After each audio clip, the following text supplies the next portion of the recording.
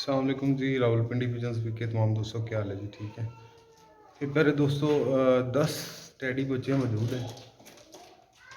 ठीक है, सब बच्चे 2-2, 4-4, 5-5 पर में हो गए हैं।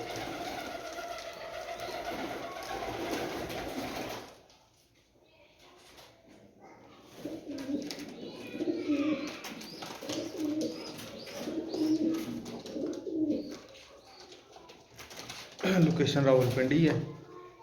जिस भाई को चाहिए वो भाई रब्ता कर ले। ठीक है।